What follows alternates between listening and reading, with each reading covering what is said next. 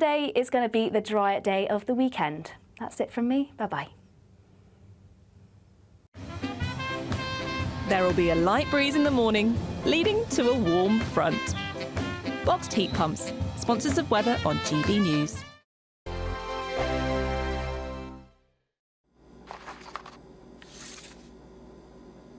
Crash Law 24 sponsors GB News Traffic and Travel Report. Good evening. This is the latest AI travel news from gbnews.com. Exercise caution on the A9 Dornoch Bridge due to high winds.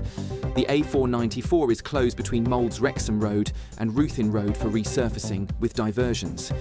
In Leeds, 3 of 4 lanes on the A1M southbound between junctions 44 and 42 are shut due to a collision, causing a 40-minute delay. In Hampshire, disruptions occur on the M3 eastbound at junction 11 due to a collision, with 2 lanes closed and 2-hour delays.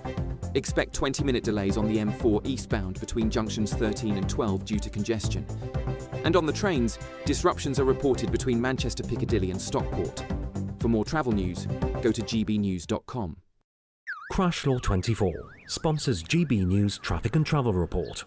It's the final week to see how you could be our biggest winner yet, touring in this stylish Elnag Baron 560 motorhome. This brand new 2025 model comes complete with kitchen and bathroom areas and enough space to comfortably sleep a family of 4. We'll also give you a further £5,000 in tax-free cash to add a few of your favourite things. Don't miss out as lines close on the 6th of June. For another chance to win the lot, text WIN to 63225. One entry costs £2.50 plus 1 standard network rate message, or text BONUS to 63225. 5 entries cost £5 plus 1 standard network rate message. Go to gbnews.com/win. Entries start at £2.50. Call 0903 686 3232. Calls cost £2.50 plus your network access charge. Or post your name and number to GB13 PO Box 8690 Derby DE1 9TT. UK only. Entrance must be 18 or over. Lines close at 4 p.m. on the 6th of June. Please check the closing time if listening or watching on demand. Good luck.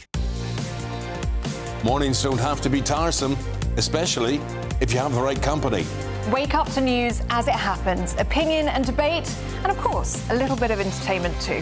Because when the kettle's on, we're on. That's Breakfast on GB News, a show worth waking up for. Every morning from 6 a.m. Only on the People's Channel, Britain's news channel. We'll spread the news, you spread the word. It's Patrick Christie's Tonight, and here we do things differently. It's explaining the absolute madness of this, doesn't it? It's explosive. I mean, this is very good. It's lively. 850. Your government sat there, Sean, and it did nothing. It's controversial. And the Middle East has been in turmoil since before I was born. It's everything you need to kickstart your evening. Everyone's had their Weetabix tonight. I love to see it. That's Patrick Christie's Tonight, weeknights from 9 p.m. Only on GB News, the People's Channel, Britain's news channel.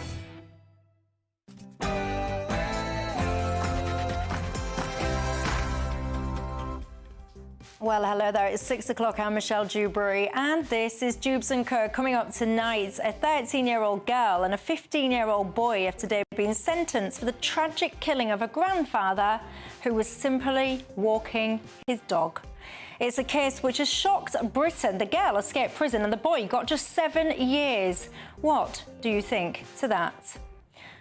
Also, Reform UK's chairman, Zia Youssef, has resigned from the party. We'll bring you the latest on that with our political correspondent. And don't want them. We don't want them. That was Donald Trump when he was announcing travel bans from multiple countries. Your thoughts on that one? And villagers have been left furious after travellers turned a field into a gravel car caravan park within 24 hours without planning permission. Apparently, this seems to be a new trend.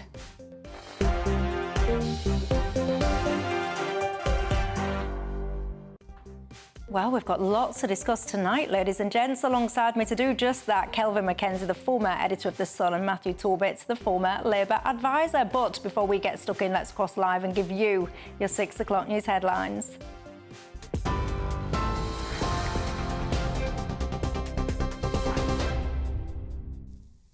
Michelle, thank you, and a very good evening to you. Just after 6 o'clock, well, breaking tonight in a major shake-up for Reform UK, Zia Youssef has quit as party chairman with immediate effect, saying he no longer believes that getting a Reform government elected is, he says, a good use of his time. It comes just hours after his public criticism of Reform's newest MP, who called on the Prime Minister to ban the burqa. In a social media post, Youssef gave no further explanation, but claimed he helped quadruple membership and boost Reform's poll numbers to 30% in just 11 months. Well, Reform leader Nigel Farage has in the last few minutes posted a statement in response, saying he is genuinely sorry to see Youssef go, adding that he was a huge factor in the party's success, but that he has clearly had enough. We've also got a comment in from the deputy leader of the party, Richard Tice, saying that Reform would not be where it was today without the efforts of Zia Youssef, saying he wishes to add his huge thanks to Zia for all of his hard work and major help. So I'm sure plenty more response and reaction from the political world will come in throughout the rest of this evening, so do stay with us. Also breaking tonight, a 15-year-old boy and 13-year-old girl have been sentenced for the manslaughter of Bim Coley, who was attacked while walking his dog in a Leicestershire park. The 8-year-old was slapped with a shoe and racially abused during the incident in September. The boy has been jailed for 7 years. The girl avoided custody but was handed a 3-year rehabilitation order and a 6-month curfew. They were found guilty earlier this year but can't be named due to their age. Mr. Coley's daughter told the court the family feels nothing but anger. Well, let's take a listen now to what she had to say outside court earlier. I feel angry, disappointed that the sentence they have both received today does not, I believe, reflect the severity of the crime they committed.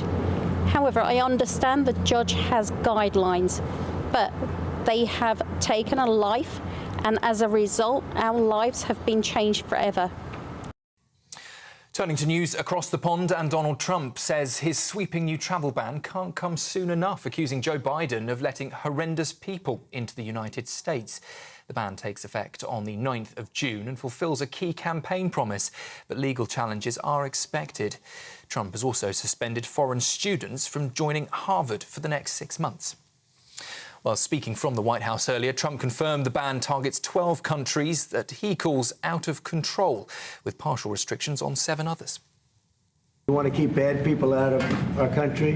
The Biden administration allowed some horrendous people, and we're getting them out one by one, and we're not stopping until we get them out. We have thousands of murderers. I even hate to say this in front of the chancellor, and we're moving them out very strongly. But it can't come fast enough. We want to get them out. We want to get them out now. We don't want to have other bad people coming into our country, but using the word bad, I'm being nice. Investigators in Portugal are appearing to wind down their search for Madeleine McCann, which has today entered its 3rd day. The teams have been seen packing up equipment and loading vans near Scrubland in Antalya, close to where the toddler vanished now 18 years ago. German and Portuguese officers have been scouring the area, including abandoned buildings near Praia de Luz. Well, our national reporter Charlie Peters has been in the Algarve for us today with the very latest. Well, it's now or never for German and Portuguese authorities as they continue their search for a body or any forensic evidence that could link Christian Bruckner, the prime suspect, to the disappearance and murder of Madeleine McCann. And on the dramatic clifftop shrubland behind me, a 120-acre area, they are continuing a pattern of searching we've seen develop over the last 3 days, where shovels, strimmers and chainsaws remove foliage and rubble before an excavator and a scanner, which allows the search teams to search 15 foot under the ground, move in for more targeted digging. Now, they have over 21 plots of land to search, but we understand that on this 3rd and potentially final day of the search, they will be looking in just a handful of dilapidated farmhouses, abandoned buildings linked to that prime suspect. They need that forensic evidence because Christian Bruckner, as it stands, is set to be released from prison on unrelated matters in September. He could soon be a free man. Charlie Peters there for us in the Algarve. Well, that is the latest news from the GB newsroom for now. I'll be back with you in an hour. Now, though, it's over to Michelle. For the very latest GB News direct to your smartphone, sign up to News Alerts by scanning the QR code or go to gbnews.com/alerts.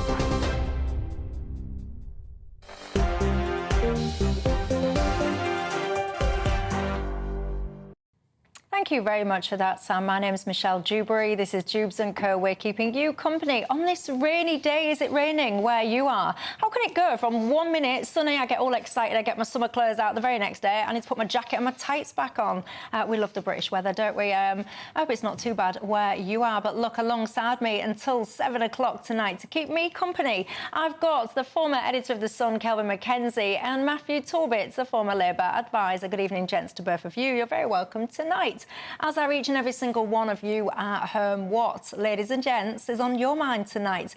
Join the conversation in all the usual ways. Email me, gbviews@gbnews.com. Go to the website, gbnews.com/yoursay. Of course, you can tweet, you can X me, and you can take me with you wherever you're off tonight on your radio. But look, I do need to bring you up to speed with a story that's just literally occurred. The chairman of Reform UK, Zia Youssef, has resigned.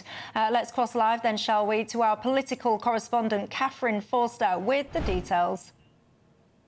Yes, good afternoon, Michelle. Big news this. There's been a row going on quite publicly within Reform. They've only got 5 MPs, of course, since yesterday when their new MP, Sarah Pochin, asked the Prime Minister a question about banning the burqa. Now, Zia Youssef, the party chairman, tweeted on this last night that he hadn't known that the question was coming and that he didn't know it was party policy, that this wasn't party policy, rather, until he'd seen it on X. And then he went further this morning. This morning, he said, I do think it's dumb for a party to ask the Prime Minister if they would do something the party itself wouldn't do. Now, Lee Anderson had said yesterday that he thought that Sarah Pochin was right. And now, in the last half hour or so, Zia Youssef, the party chairman, has resigned. I will read you the post that he put on Twitter in the last half hour. He said, 11 months ago, I became chairman of Reform. I've worked full-time as a volunteer to take the party from 14 to 30%, quadrupled its membership and delivered historic election results. Then he says, I no longer believe working to get a Reform government elected is a good use of my time and hereby resign the office. Now, within 15 minutes of this tweet, Nigel Farage, leader of Reform, of course, responded on X, and he said, I am genuinely sorry that Zia Youssef has decided to stand down as Reform UK chairman.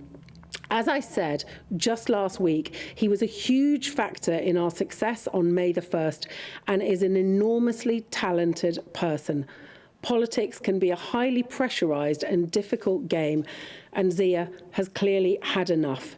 He is a loss to us and to public life. Worth saying that Richard Tice has added to that, retweeting Farage's post and adding his huge thanks to Zia. And he said, we would not be where we are today. Goodness me. I mean, I was in Runcorn and Helsby on the night of that incredible by-election result where they took that seat from Labour by just 5 votes, and Sarah Pochin became Reform's 5th MP. I interviewed both Sarah Pochin and Zia Youssef for GB News there, and my goodness, how quickly things have changed. Worth saying, of course, other parties have jumped on this with glee. A Tory source has said, Nigel Farage tells us he wants to run the country. He can't even run a party small enough to fit in a Nissan Micra. Will the last person in Reform UK who isn't Farage please turn out the lights? The Lib Dems have also come in and said that Reform are copying the Conservatives' playbook of fighting like rats in a sack. Goodness gracious me. Catherine Forster, thank you very much for bringing us up to speed with the facts on that one. Now, ladies and gents, anyone that watches Dewbs and Co would know that I would normally throw out a panel debate at this point, but of course there is an election taking place and broadcasting rules, election rules mean that I can't really get into the twists and turns of that story and some of the other political stories that are occurring today. But worry not, conversation and debate about that one will, of course, occur slightly later tonight. We've got a lot of other stories that are going on in this country that we will continue to debate this evening. After the break, I want to get into one of the stories that highlights just how broken Britain is. Before I do that, let me play you the video that will explain to you the story of which I wish to discuss. It's 6:18 p.m. on the 1st of September, and Bim Coley takes his dog Rocky for an evening walk. He would never return home. The 80-year-old dad, granddad, brother and uncle would be killed by two teenagers after they physically and racially attacked him. Just minutes after Mr. Coley is seen on doorbell footage walking into this park, 5 teenagers arrive. Moments later, a 15-year-old boy from the group approaches the elderly dog walker, accusing him of previously hitting another teenager with a stick. This has never been proven. As the confrontation gets more aggressive, 3 of the teenagers run away, leaving a girl with the male defendant. At 6:25 p.m, the 15-year-old boy puts on a balaclava he was carrying in his pocket and begins a tirade of physical abuse. The teenagers leave Bim Coley on the floor and are filmed fleeing the scene. Mr. Coley suffered fractures to 3 of his ribs and a neck injury that caused trauma to his spinal cord. He died 24 hours later. Detective Chief Inspector Mark Sinski from Leicestershire Police describes the investigation. That boy always intended to cause really serious harm. We know that the assault, there was multiple assaults, 3 that we know of. There was a sustained attack on Mr. Coley, a totally unprovoked attack. The proliferation and use of phones and social media messages features more and more in inquiries, and certainly with young people who now live their lives via phones. This girl was obsessed with violence, she filmed violence, she encouraged violence, and because of her actions and the actions of the boy defendant, violence unfolded and Mr. Coley lost his life. The 6-week trial of the teenagers heard how parts of the attack were filmed by the 13-year-old girl on her phone, including footage of the boy slapping Coley round the face with his shoe after he collapsed onto his knees. In a letter read out to jurors, the boy said, "I did it, and I accept I'm doing time. I kinda just needed anger releasing." He claimed he acted out of instinct. Both teenagers were found guilty of manslaughter. Speaking after the verdict, Bim Coley's family said they feel lost without him. Absolutely heartbreaking to see him in pain like that when he's never complained about being in pain. He was the one that held us all together. He was. And now that's gone now. It's not holding us all together. Today they still grieve the loss of a man devoted to them all. Jack Carson, GB News, Leicester. Doesn't that just bring goosebumps to your arms? What an awful, awful, horrendous, tragic case. And my heart, of course, goes out to his family. But let me ask you, that sentence, what do you think to that then? So 3 years, youth rehabilitation order and 7 years in prison. What do you think? If that was your grandparent, your father, your loved one, how would you be feeling about that tonight? We'll discuss that in 2.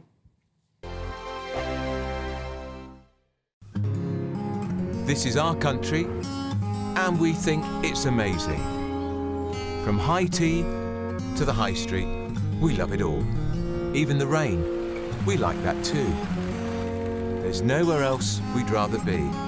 That's why we're here to be the fearless champion of Britain, its voices and its values. Because we are GB News, the People's Channel, Britain's news channel. GB News Breakfast, every day from 6 a.m. Can't help but look at this. I know there's steam coming out of Anne's ears that he would want to change his surname from Mountbatten Windsor to Spencer. I sort of wonder whether it might have been quite a good thing, Richard, if he wanted to do it, in the sense that it creates a line, doesn't it? It's a bit of a red line between him and the royal family. Well, it certainly is quite extraordinary. I mean, reading this, because Mountbatten Windsor, since 1960, this has been the surname available to members of the royal family of descendants of Queen Elizabeth and Prince Philip. Mountbatten was the surname that Prince Philip took when he became a British citizen in 1947. And of course, Windsor was the brilliant propaganda this was during the First World War, when the royal family changed their name from Saxe-Coburg-Gotha to the very English Windsor. But this is completely weird. I mean, you wonder whether he thought this or whether, in fact, it was just some idea that he was discussing, because, I mean, for example, Lilibet, and remember, the Sussexes play a lot with names, because this was the Queen's personal nickname, and they christened Lilibet in her honour, and supposedly she gave permission. But this has been highly disputed. She would become Lilibet Diana Spencer. Now, I mean, you look at that, and bringing back memories of Princess Diana, we know that Prince Harry is devoted to her memory, but this would be extraordinary. GB News, the People's Channel. Westminster's full of talk, but out here, it's the real world. Am I allowed to talk now? No, that's it. This is where it matters, real people and real lives. That's what politics is all about. In fact, has Trump made a good start? No. Straight answers, no spin, and just a couple of pints. How many fingers have I ever got up? About 10. So join me for Lee Anderson's Real World every Friday at 7 p.m. only on GB News. The People's Channel, Britain's news channel.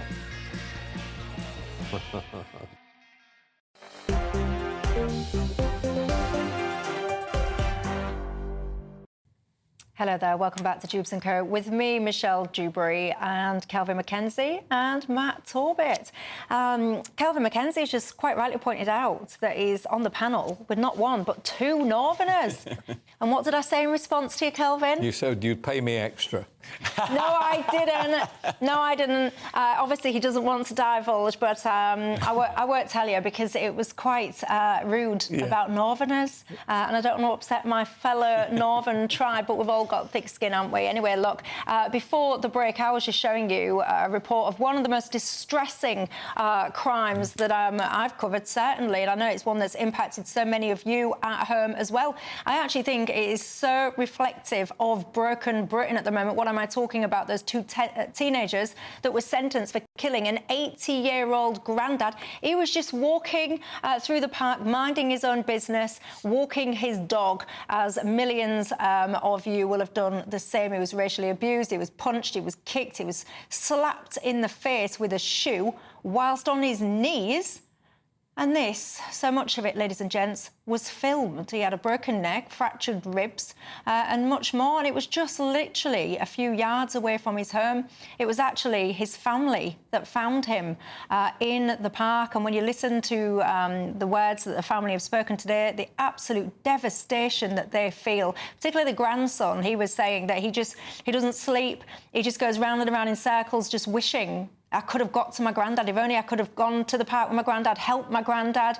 He says basically that his granddad was so pivotal in his life that he's almost wrote the story of his life, and he's devastated that what he calls the author of that story will never get to read it. His daughter goes on to say that actually Bim's, one of his big ambitions was to donate his organs, but because of the way he was killed and the investigation that follows, he had that opportunity removed from him. So this is just such a devastating case. The two kids, teenagers, the 13-year-old girl, she got a 3-year youth rehabilitation order. The 15-year-old boy got 7 years. What do we think to this, everybody? Join the conversation. But Kelvin, your thoughts? All right, well, I have two views about this. The first one is that the judge said in relation to the sentencing, especially the 7 years, that he is restricted by sentencing guidelines. And if you cross the sentencing guidelines, they simply go to appeal and they reduce it. That has got to change. There has to be a sense of emotion and satisfying the nation. They don't mind doing it when they give 31 months to somebody who gives a tweet out of anger. And the anger is my second point, because what he said was, after he had brutally killed this man, was, I kind of just needed anger releasing. I know, yeah. So this is a 15-year-old kid who is consumed by hatred and anger. He comes across this 80-year-old guy, and actually that man is going to die. What I wonder about is how many others are there out there? And is it any surprise that when you see somebody, might even be a domestic, or it might be some other issue, road rage that's happening, that you don't want to get involved? Because what you don't know is whether there is another 15-year-old involved in this. You see, one of the problems I think we now have with the socialist government is I don't think they understand this. They understand the law all right. The guy was a KC or a QC in his time, right? But he doesn't understand emotion. So he's turned out to be, first of all, a hopeless Prime Minister, but secondly, somebody who is always quoting the law to you. What does he say about the law in relation to a sentence of 7 years where this boy said, I just kind of needed anger releasing? We need that case to be reviewed, and we also need sentencing guidelines to be increased. And one of the problems, and I do accept it's a Conservative problem, was we didn't produce enough jails in order to take these thugs and give them 17 years, not 7. Matt? Yeah, partly the judge will be constricted by sentencing guidelines. The case is awful, and in the court of public opinion will probably never be enough, if we're totally honest. They tend to take the legal precedent into consideration, and normally when they're younger, certainly than 16 or 18, the idea is that they can be rehabilitated. I think in certain cases, such as the Jamie Bulger case all them years ago, you know, very little idea of rehabilitation. So I think, unfortunately, this was probably correct with regards to sentencing guidelines and as far as the judge could go. I share the same concerns as Kelvin. I was an angry teenager. I think lots of people were. You know, your hormones are everywhere, lots of changes going on. I would need to release anger, and I would do so by playing football and doing, you know, sort of more productive things. You have to question where we're going wrong when a 15-year-old lad sees racially abusing and also physically attacking to the point where this pensioner dies, an old person. I sort of, you know, think back when I was a kid, you'd get up to all sorts. You might throw eggs at windows and you'd let people's tyres down. You'd be a little sod, really, at times, depending on who you hung around with. The idea that I still had a respect for authority. I didn't like authority a lot of the time. But the idea that if this fella turned around and said, what are you doing? Have him on the floor slapping him with a shoe is deeply... There's something deeply psychological. A lot of kids don't respect their elders anymore. And actually, when you've got a situation, we discussed this the other day, didn't we? It feels like a couple of days ago, the police officer that was fired for, quote, not showing courtesy and respect to the 15-year-old that he was trying to apprehend. The 15-year-old where a knife ended up falling out of his waistband. So when you've got police forces that are actually willing to fire their own, the officers of previously very good character, because, you know, they got a bit rough and ready with a teenage suspect. When you've got that, I sit there and I think, is there any wonder, Matt, that young people are disrespecting authority, disrespecting elderly in this way? It's something, it plays into a little bit of the thing I've talked about before, about the fact that we're mollycoddling and failing a lot of our... What about the fact? Now, we've talked about the boy, right, a disgusting piece of work, right, terrible. But actually, the girl who doesn't even, not going to spend one single day behind bars, right? She was sitting there with her phone on him, taking a film of it. What kind of girl would do that? What kind of family do they come from? Yeah. Where would anybody have said, I'll tell you what, if you see somebody being kicked to death, do take a video of it, because your friends will have a good laugh about it. Where does that come from? So I tell you what I'd like to see. I'd like to see the mother of that girl come on GB News and explain what the background was to her life. What on earth made her think that that was an appropriate thing to do? And what on earth made the judge think, actually, I tell you what to do, that's just going to be a one-off. She'll be all right. She shouldn't be all right. You shouldn't be all right to take pictures of somebody being murdered. No, and you could potentially argue it's a more pernicious act by not getting involved, getting in the middle of it, choosing to film it, choosing to no doubt share that, I imagine. I don't know whether it'd be the parents. I would wager, knowing a few younger parents, They haven't got a clue what their kids are doing with regards to their phones. They haven't got... And, you know, they may be decent, upstanding people and they'll be no doubt horrified by this sort of stuff. Well, why don't they come on and talk about that then? Well, maybe they will, I don't know. We don't need to know their identity. They're very welcome. We can make it anonymous. If you're watching and you're listening, you think to yourself, I'll have that conversation. Come and have the conversation. You're welcome. No, they might do. And I think... I know it's easy to blame for lots of things. I think because... we see all sorts on the internet now with regards to social media, and it's not necessarily to blame social media bosses. We see incidents from the Middle East and all this sort of stuff that are horrific scenes. I wonder whether the filming of stuff or the things that young people are able to see normalises, you know, things like this. Desensitise, exactly the word, I was trying to find. And it's sort of just...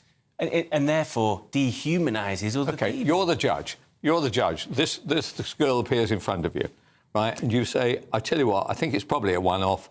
I'm not going to take into account the absolutely vile thing to do. I'm going to allow you to roam free from this court, effectively.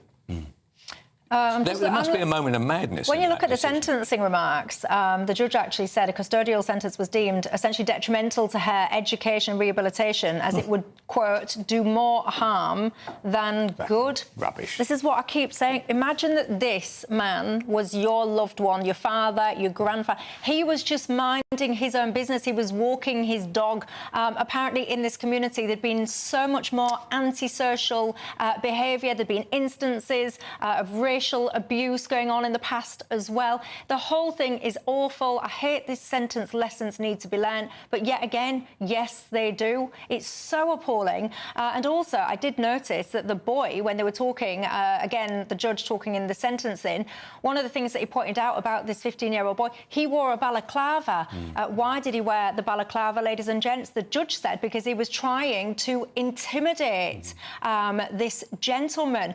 We talked about this yesterday, about Sarah Perchin's question about banning the burqa. I think the burqa and all face coverings, full face coverings, absolutely should be banned. This 15-year-old shouldn't have been able to randomly wander around with a balaclava on his face, with his face completely concealed. It is intimidating. It is, it's scary. And you can't see who you are interacting with. It shouldn't be a thing, but look, the conversation will go on. Absolutely tragic, tragic case. And of course, all of our thoughts remain with that family tonight. They are absolutely devastated. They have said that they will never, ever be the same again. An absolute tragedy. What do you make to it? Coming up after the break, villagers are apparently furious because the travelling community have taken over a field and within 48 hours have turned it into a gravel car caravan park, apparently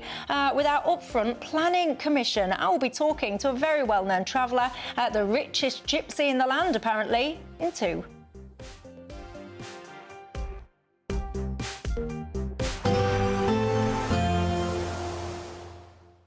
Ready to soak up that holiday sunshine? Won't we need some cover? No worries, all sorted. All Clear Travel Insurance sponsors GB News Travel Destinations Forecast. Hello. It's looking largely dry for many places around the Mediterranean through the next few days, but not totally dry. A few showers continuing to affect, well, Madeira and the Canary Islands, but across the bulk of Spain and Portugal, a fine picture here. A little bit further north, though, some heavy thundery rain continuing to affect areas of France and into Germany and the north of Italy as well. Elsewhere across Italy, largely fine, and some parts of Greece will have some decent weather too.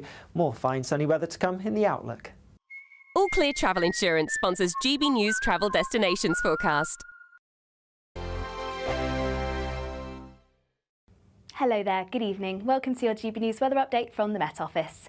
As we head into tomorrow, quite a wet start for some, any rain clearing to leave sunshine and showers, and feeling warmer than it did today in any sunnier spells.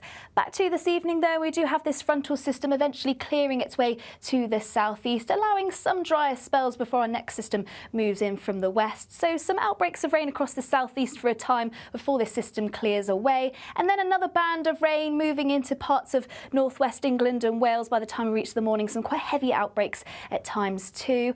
A few more clearer skies across Scotland, Northern Ireland, parts of the southeast, turning a little cooler here, but for many plenty of cloud, which will keep those temperatures up for the morning.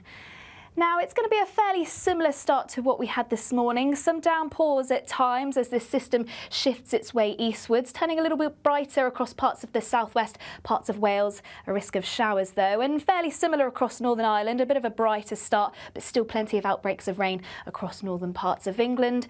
And for Scotland, a mix of clouds, some showers, but also some brighter spells and still fairly breezy at times too.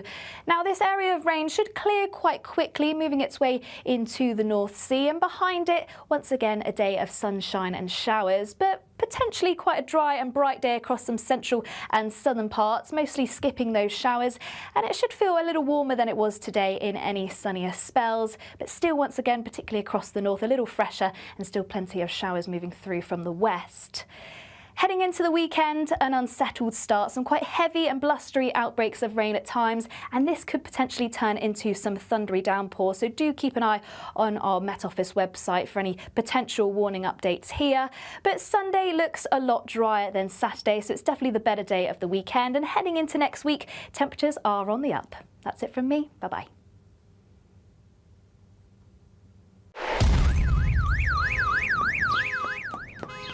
Crash Law 24 sponsors GB News Traffic and Travel Report.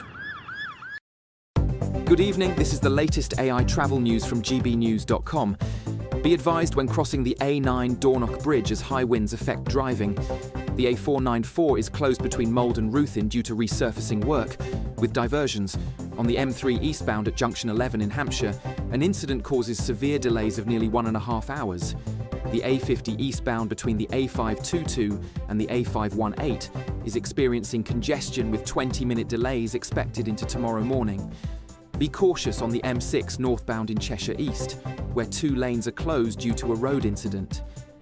And on the trains, Avanti West Coast and Grand Central services face delays. For more travel news, go to gbnews.com. Crash Law 24 sponsors GB News Traffic and Travel Report.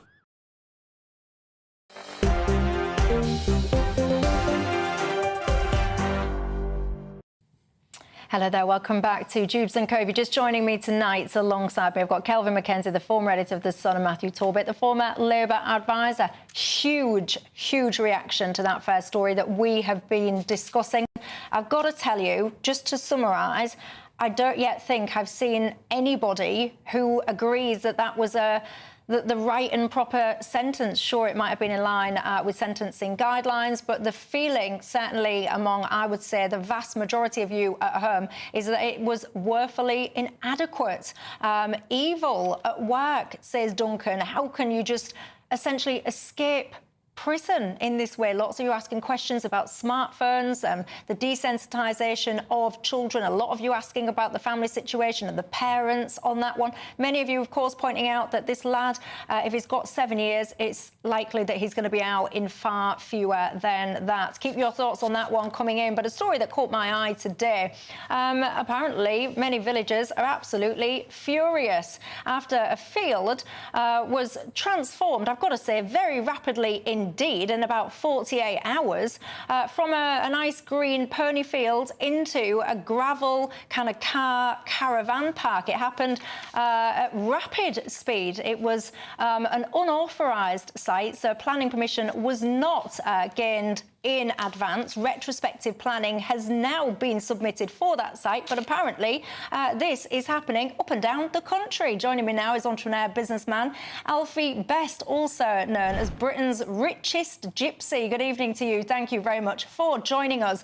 I'd love to get your take on this, because when I'm reading the comments and the sentiment from people surrounding these areas, Alfie, many people are saying that it feels like there's one rule for the travelling community and another rule for everybody else. What do you think? Well, this is what I would say. I think it goes to a much wider problem than the gypsy and the travellers that are there, that are trying to be resourceful and provide themselves with a home and with a place to live. Only today, BBC News reported on Brent Park site being overcrowded, and they wanted to remove those people from there and put them somewhere else. And this is a site that's an authorised council site. And when we have so many illegal immigrants coming into the country, and yet we seem to be housing them fully, where these are gypsies that have purchased the land, developed the land, and put in legally for retrospective planning. Now, I don't condone anybody for illegally doing anything, but what I'm saying to you is with the housing shortage that we have, with the illegal immigrants carrying on and that we're paying for, where the gypsy and travellers again have been completely overlooked and not provided with the sites that they were promised up and down the country of the UK. And this is just what I see as another failing for the government, where the gypsies and travellers have not gone and asked. They've actually paid and developed themselves to give them somewhere to live, and actually being removed off of authorised sites because the council says that they're overcrowded, but yet without delivering further gypsy and traveller sites up and down the country. For me, that seems one rule for illegal immigrants and another rule for actually legal gypsies and travellers that are British born and bred through and through, that are here and actually they're being badgered upon again. Now, I don't agree with anybody illegally acting in any way. But as you've said, they've put in for retrospective planning legally. Now, you can also get retrospective planning without planning permission, for caravan and camping sites up and down the country as well. So you won't get any pushback at all from me, and I know many of my viewers will be nodding along when you talk about the unfairness within the system when it comes to who gets allocated what. There's no pushback from me on that one. But let's just drill into this a little bit more, because sure, the land might have been purchased, but what people are reporting is that what's actually happening is essentially a loophole is deliberately being exploited. So people are waiting until bank holidays, for example, when they know that councils are going to be shut, and they are then working through the night, disturbing all of the residents and neighbours that live around them. You can't just randomly start building and drilling and doing everything else with heavy machinery throughout the night non-stop. And they're doing that very, very quickly in order to land a situation where, hey, look, we've got this huge functioning site now, and there's not really a lot that people can do. And sure, you're accurate in what you're saying. Retrospective planning is then being applied for, but these processes are then dragging on for years and years and years. Does it feel to you a little bit like, because you're saying that the traveller and gypsy community are not getting what they need, which is authorised spaces to live comfortably, they are somehow then exploiting the law for their own benefit? I wouldn't call it for their own benefit, I'd call it for their own need, when actually they're being put off of sites. As of even today, it's been reported from a site called Brent Park, which was overcrowded, as the council say, fully authorised site by the council, saying that they need to be removed off there, with no other further sites being developed by the council. Is this not a little bit hot kettle? Well, I don't think that's great, no, but I also think that if loads of people watching this will be on the housing list, for example, and they'll be told that there's a decade's wait, perhaps, for a home that can meet their needs. If everyone just started randomly commandeering bits of grass and knocking up their own stuff overnight, we'd have absolute carnage in this country. I think we've already got carnage. I think with the illegal immigrants that are just pouring in, and we're providing them in front of British people above anybody else. I'm sorry, but that doesn't sit well with me. I think we need to put our own country first and our own British people first. And as for the gypsies taking action, it's actually where they're being forced to take action. So what would you like to see happen then? What I would like to see is for the government to work more closely with the gypsy and travelling community to be able to provide sites, which is a well-documented need for many years. But the trouble with the gypsy and travelling community is everybody doesn't want it on their doorstep. Now, why do you think that is, Alfie? Because of the stereotype that goes with it. Gypsies have a stereotype of gypsies, tramps and thieves. I know because I've had to deal with that all of my life. Now, many people won't mention it because it comes with a stigma. But there are many superstars throughout history that have hid the identity of being a gypsy. Charlie Chaplin, Yul Brynner, many, many more. Yeah, but Alfie, I can think, literally off the top of my head, I can visualise a site now where it was a public playing field where I'm from, up in Yorkshire, and gypsies, travellers, I'm not quite sure which group of people it were, they took over that park, they put their caravans and their horses and all the rest of it on there. Crime did go up in that local area, and the place, the public park, looked like an absolute bomb site when those people had left. They didn't clean up after themselves, they were rude, disrespectful and loud. They had no regard for their neighbouring communities. So actually, if I said to you, would you like to live next door to a group of people that potentially, I'm not saying all people do this, but potentially may raise crime in your area, may raise disruption to you and your family with noise and rubbish levels, would you want to live next door to that description? Absolutely, I wouldn't want to live next door to that. But actually, I am a gypsy. I was born and bred in a caravan, and I can tell you that, of course, there is good and bad in all. And it's always the bad that always shines out. It's like the person with the loudest voice. And what I will say to you is I've given interviews on this before, and there are a number of people that are not gypsies, all from the travelling community, that are actually illegal immigrants, and they're actually living in caravans and in vans. I gave an interview on the radio station where they were parked in their car park. When I went there, they weren't gypsies or travellers. Right. I'm not saying that everybody's a saint. There is good and bad in all. But I do believe in speaking up for what I believe is right and wrong. And look, if you have people that are trying to help themselves, that are not asking for any handouts, they've purchased the land, they're developing the land, they've put in for retrospective planning. Now, don't get me wrong, it wouldn't be the way I'd go about it, but what I would say to you is this: I'd much rather have somebody who's trying to help themselves than what I would somebody who's coming over on a rubber dinghy boat and you're actually giving them a house and paying them to live in it. Well, there you go. Interesting stuff. I'll tell you what, Alfie, I was watching some of these videos of these sites actually being knocked up. I would not appreciate it if it was the end of my road. I could tell you all through the night, but I did appreciate the entrepreneurial, grafting spirit. I think actually the government could do with some of those people fixing potholes and some of the rest of it. But for now, thank you very much for your time. What do you think to that, ladies and gents at home? I've got to tell you, this is not an isolated incident. Apparently these things are popping up and down the country. Have you had one next to you? What do you think to it? And what do you think to that, the pushback that was coming there from Alfie, which is actually these people need somewhere to go. They're taking essentially the initiative to make their own space. Give me your thoughts on that, and I'll see you in 2.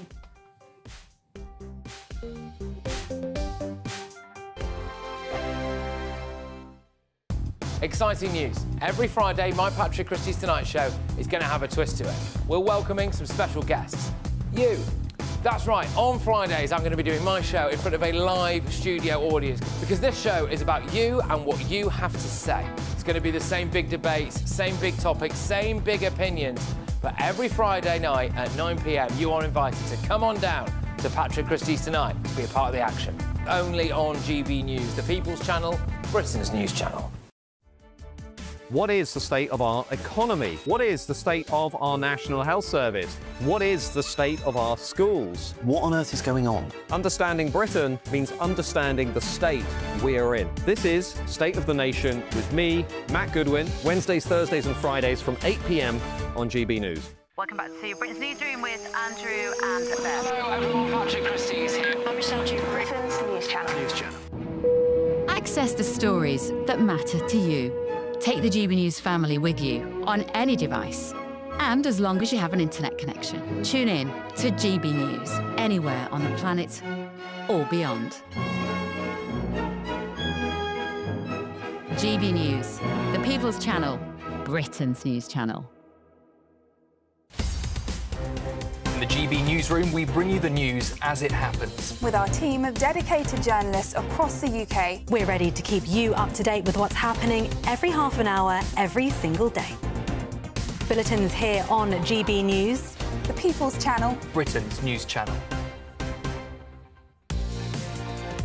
Mornings don't have to be tiresome, especially if you have the right company.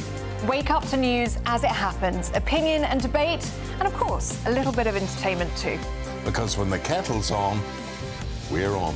That's Breakfast on GB News, a show worth waking up for. Every morning from 6 a.m. Only on the People's Channel, Britain's news channel. We'll spread the news, you spread the word. Join me, Nana Akwe, for an informative, interactive news programme with a difference. It's fun. No, he didn't say that, Dave. I'm so surprised. I think there's an element of truth to that. Join me from 3 p.m. every weekend, only on GB News, Britain's news channel. From the school run to the home run, watch a new show for all of Britain. So he can say whatever he wants. A straight talking show where all voices are heard.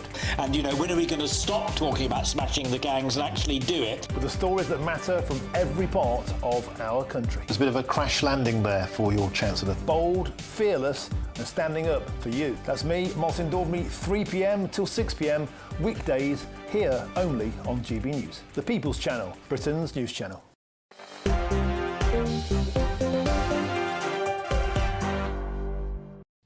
Hello there, Dewbs and Co. Michelle Dewberry, Kelvin McKenzie and Matt Torbett. You had a response to that interview then, Kelvin McKenzie? OK, well, I make 3 quick points. One, Alfie Best was coming in from Monaco, and I very much doubt whether he'd bought any land there. So, actually, it's all gone rather well for Alfie Best. That's not the same as the rest of the travellers making their way around the UK.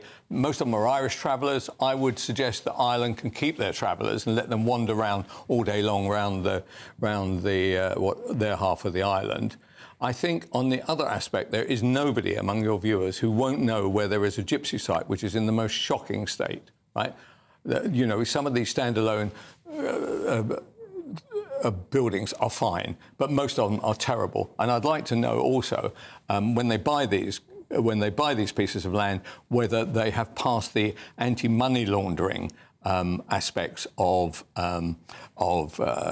passing money over to farmers. So farmers should start disclosing that they made sure that they knew where their money came from, because you can be bloody sure that with many of the people that HMRC have not been involved in the transaction. Well, I'm sure if they were here, they might have something to push back and say that they were legitimate purchasers and legitimate cash. Go on. Very quickly, this is nothing new. It's a wider problem. Plenty of builders do it. They knock up extensions and then go, oh, yeah, now we'll put the planning permission in. Council don't know what to do, so they just go, well, they've already got it now, let's crack on. I think the one positive is they're knocking it up themselves. They're saving, you know, lots of us lots of money. Not that many of them contribute to society, but ultimately, you know, they're also not forcing the local authorities to put them up. He can throw illegal immigrants under the bus all he wants, but ultimately, if Alfie He's not throwing them under the bus, he's stating the facts. He kept bringing them in for whatever reason. The point is, if he knows people that have got nowhere to live, legally they have a duty. If they present themselves to their local authority, they will be given temporary accommodation under the Homelessness Reduction Act 2017, the same way anybody else does, and there is not this unfairness of skipping the queue. If they're choosing not to do it, that's up to them. Oh, come off it, Matt. I mean, I don't want to go massively off topic, because I do quickly want to come on to Trump before the end of the travel ban, but you know that there are massive organisations now in securing, sourcing housing for so-called asylum seekers, and you know that those people are often being prioritised above British citizens that have been in the queue for goodness knows how long.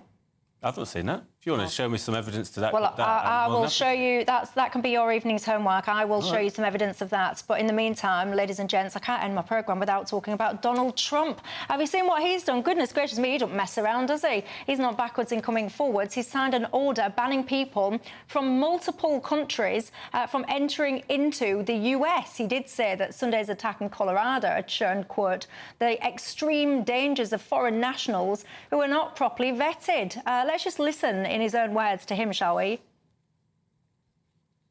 The recent terror attack in Boulder, Colorado, has underscored the extreme dangers posed to our country by the entry of foreign nationals who are not properly vetted, as well as those who come here as temporary visitors and overstay their visas. We don't want them. In the 21st century, we've seen one terror attack after another carried out by foreign visa overstayers from dangerous places all over the world. And thanks to Biden's open door policies, Today, there are millions and millions of these illegals who should not be in our country. I've got to say, he does say about that Colorado attack being like the catalyst in some ways to that, but the fellow that was actually charged with that, he was from Egypt, and Egypt isn't even on that list. But anyway, Kelvin McKenzie. I think it's a very good idea. I wish we did it. When you think where the bomber from Manchester Arena came from, where the attacks at around London Bridge, where all these people came from, we should, to my mind, not only remove them if we possibly can after they've served their sentence, but we should also be working out how literally to block the door on these people. And all right, so. Well, so you're saying that no one, because let's just say someone from Libya, let's just pick Libya, yeah, fine. So you're then saying that no Libyan should be able to go on holiday or whatever to the UK.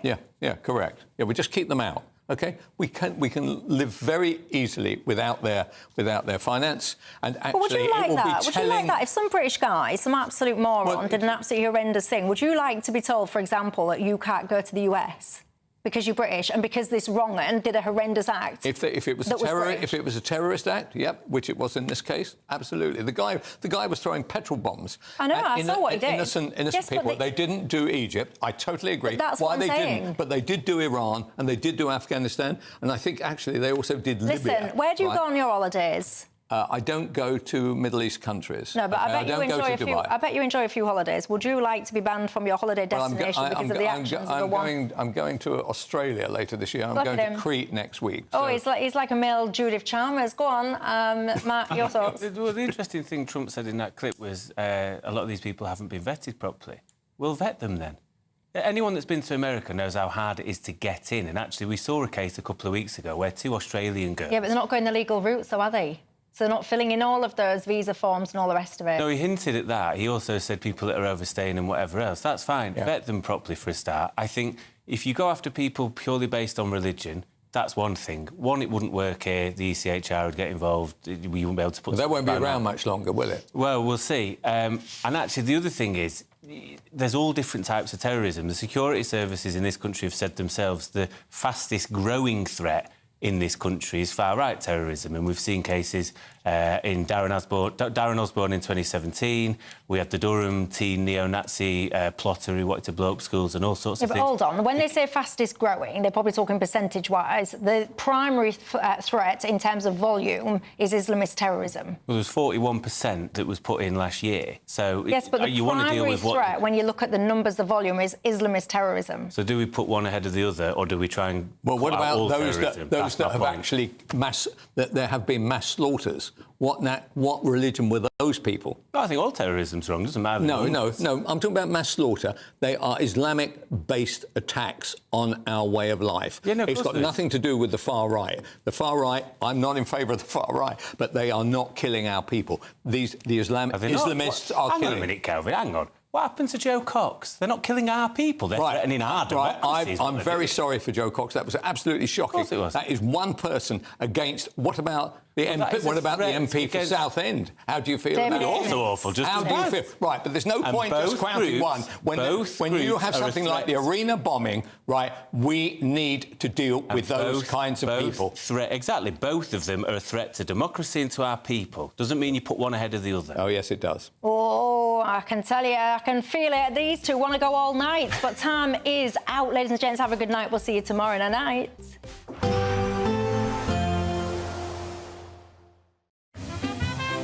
Heavy showers first thing will be followed by a warm, cosy day. Boxed boilers. Sponsors of weather on GB News. Hello there, good evening. Welcome to your GB News weather update from the Met Office. As we head into tomorrow, quite a wet start for some, any rain clearing to leave sunshine and showers, and feeling warmer than it did today in any sunnier spells.